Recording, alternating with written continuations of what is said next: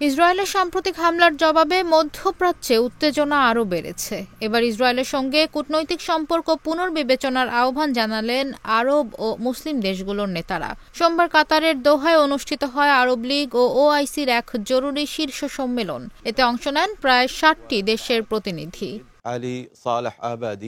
উদ্বোধনী ভাষণে কাতারের আমির Tamim bin Hamad Al Thani বলেন, দোহায় হামাস নেতাদের লক্ষ্য করে ইসরায়েল যে বিমান ও ড্রোন হামলা চালিয়েছে তা নির্লজ্জ, বিশ্বাসঘাতকতা এবং কাপুরুষোচিত সন্ত্রাস।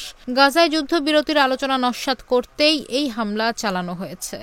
সম্মেলনে ইরাকের প্রধানমন্ত্রী মোহাম্মদ শিয়া আল সুদানি ইসলামী দেশগুলোর জন্য একটি ন্যাটোর মতো সামরিক জোট গঠনের প্রস্তাব দেন। মিশরের president Abdel Fattah al CC বলেন, বর্তমানে যা ঘটছে তা শুধু শান্তি প্রক্রিয়াকেই বাধাগ্রস্ত করছে না, বরং এই অঞ্চলের নিরাপত্তাকেও হুমকির মুখে ফেলছে। অনেক দেশের সঙ্গে ইসরায়েলের চুক্তিগুলো এখন প্রশ্নবিদ্ধ হয়ে পড়ছে।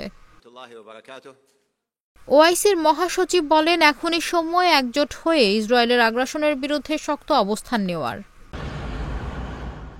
এর আগে ৯ সেপ্টেম্বর যুক্তরাষ্ট্রের যুদ্ধবিরতির প্রস্তাব নিয়ে হামাস নেতারা যখন দোহায় আলোচনায় বসেন, তখনই ইসরায়েল সেখানে বিমান ও ড্রোন হামলা চালায়। হামলায় হামাসের ৫ সদস্য ও কাতারের এক নিরাপত্তা কর্মকর্তা নিহত হলেও হামাসের কোনো শীর্ষ নেতা নিহত হননি বলে জানিয়েছে সংগঠনটি। বিশ্লেষকদের মতে এই সম্মেলন মধ্যপ্রাচ্যের রাজনীতিতে বড় ধরনের কূটনৈতিক বার্তা দিচ্ছে। এই হামলার পরপরই দোহায় সম্মেলন আহ্বান করে কাতার।